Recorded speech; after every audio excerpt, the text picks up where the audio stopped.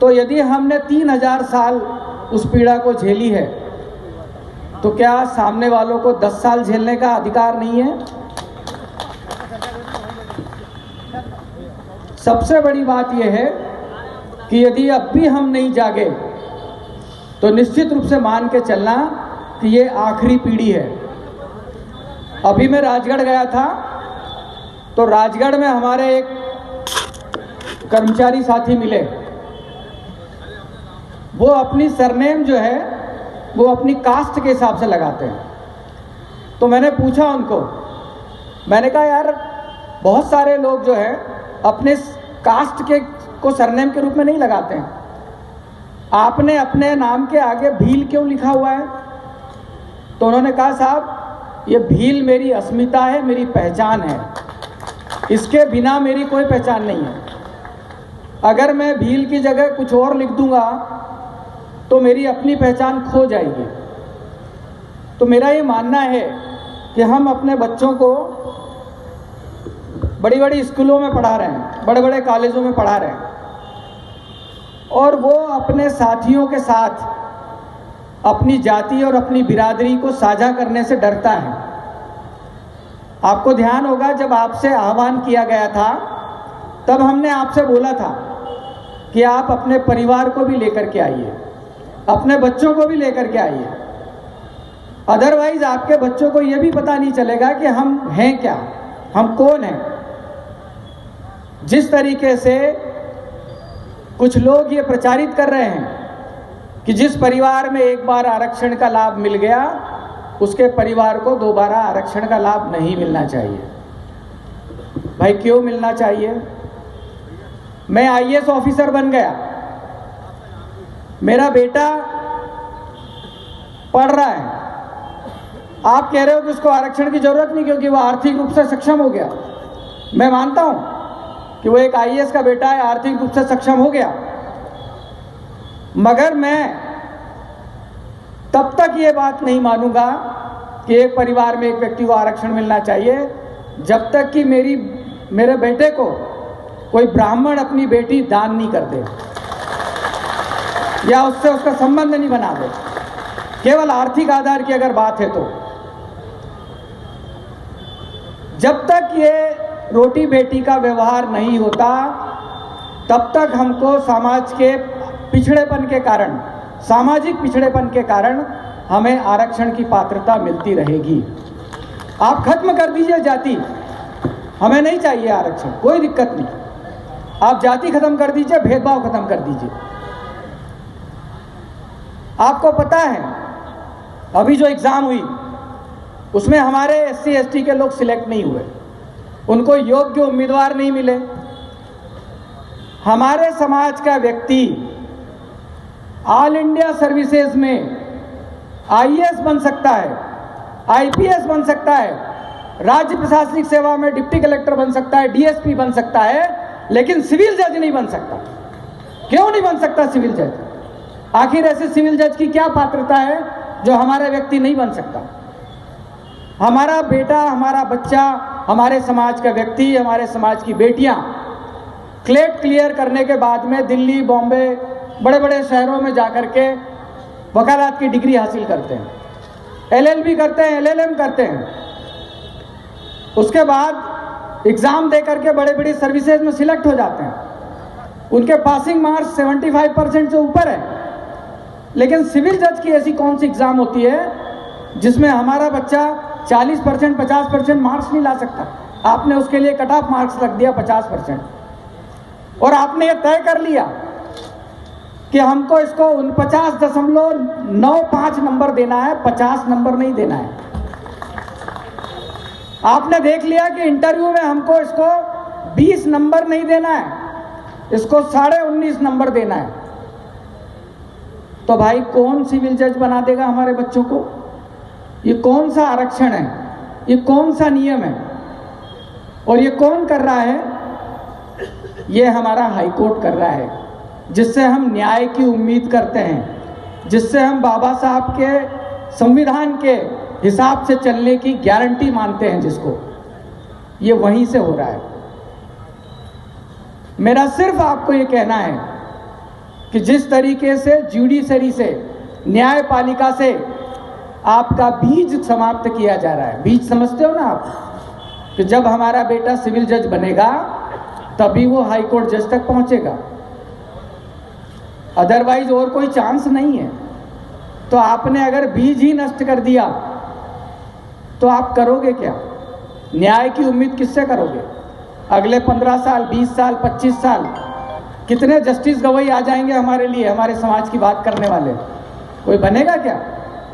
इसलिए मैं बोल रहा था कि ये हमारी आखिरी पीढ़ी है और इस पीढ़ी के लिए लड़ने का जो दायित्व है वो सिर्फ हमारा है और हम ही इसके लिए लड़ सकते हैं। अभी बहुत सारे लोग हैं जो अपने समाज को, अपनी जाति को छिपाने का प्रयास करते हैं। अपनी जात बताने में बहुत डर लगता है उनको। जिलों से आप लोग आए हो, तहसील और ब्लॉक स्तर पे आप काम करते हो। आपने देखा होगा यदि आपका बॉस अनरिजर्व्ड हो तो वो बिल्कुल आपका बहुत जरूरी है। बोलने को बहुत सारी चीज़ें हैं और कई बार अभी हम लोग वीडियो कॉन्फ्रेंसिंग के माध्यम से रूबरू हो चुके हैं। अभी राजगढ़ में जो जिला स्तरीय कार्यक्रम हुआ था उसमें भी हम लोगों ने आपस में बातचीत करी थी। मेरी बातचीत का जो सारांश है वो सारांश यही है कि हमें अपना अस्तित्व कैसे बचाना है, हम अपने अस्तित्व को कैसे बचा सकते हैं। ये बहुत अच्छी बात है कि आदरणीय कंसोटिया सर जी मेरे प्रशासनिक गुरु भी रहे हैं, वो मेरे कलेक्टर भी रहे, वो मेरे कमिश्नर भी रहे और आज मुझे कार्यवाहक अध्यक्ष के रूप में उनके साथ काम करने का, उनके मातहत काम करने का एक बार फिर मौका मिला। जहाँ तक हम लोगों के जो अस्तित्व की बात है, मैं आपको बताना चाह रहा हूँ कि सब कुछ ठीक नहीं चल रहा है। 2016 में जो हमने ताकत दिखाई थी और उस ताकत के बाद हम लोग माई के लाल बन गए थे, आज हमारी स्थिति वैसी बिल्कुल नहीं है। हमें हर तरफ से तोड़ने का प्रयास किया जा रहा है, हर तरफ से। आप जिले में पदाधिकारी बन करके किस तरीके से काम कर रहे होंगे इसका मैं अंदाज़ा लगा सकता हूं। जब अजाक्स में बड़े बड़े लोगों से बातचीत की गई, उनको कहा गया कि भाई आप कुछ जिम्मेदारी संभालिए, तो हर आदमी अपरिहार्य कारणों और व्यक्तिगत कारणों से अलग हो गया। इन लोगों को हमको पहचानना पड़ेगा कि जब आपको समाज के लिए, संगठन के लिए काम करने का मौका मिला था तब आपके व्यक्तिगत कारण आड़े आए थे, लेकिन यही जब रिटायरमेंट के बाद जब आपके सामने राजनीति में उतरेंगे तब आपके व्यक्तिगत कारण उनके सार्वजनिक जीवन में रोड़ा बनना चाहिए।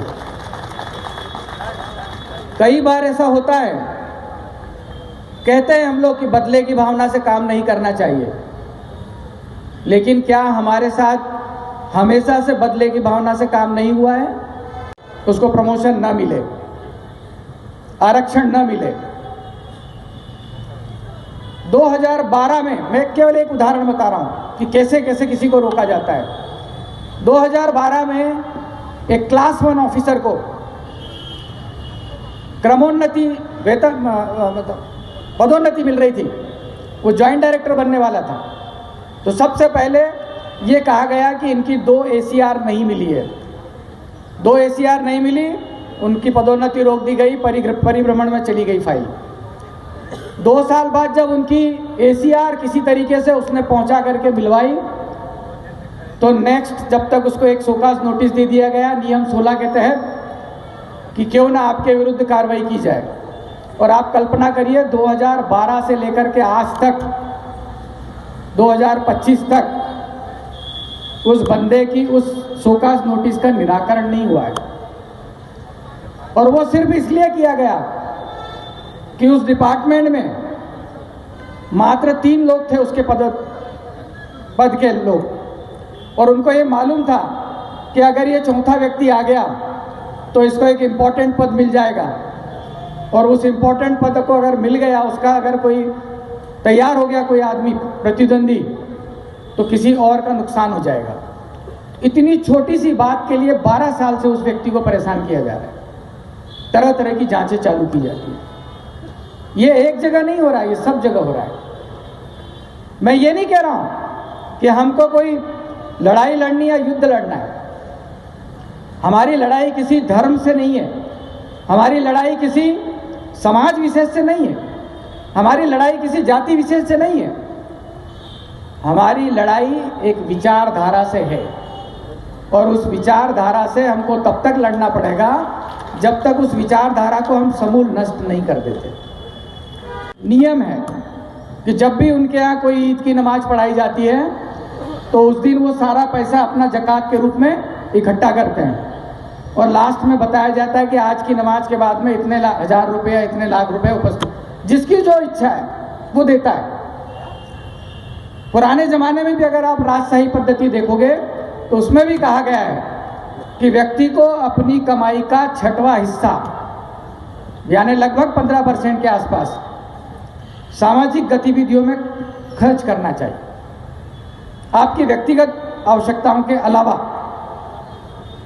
और यदि आपने ये करना शुरू कर दिया तो निश्चित रूप से मान के चलो कि हमको हमारे अधिकारों की भीख नहीं मांगनी पड़ेगी। हमारे समाज का प्रभुत्व इतना होगा शासन में, प्रशासन में, राजनीति में, कि हमको हाथ जोड़ने की जरूरत नहीं पड़ेगी। खुद आकर के हमसे पूछा जाएगा कि आपको चाहिए क्या।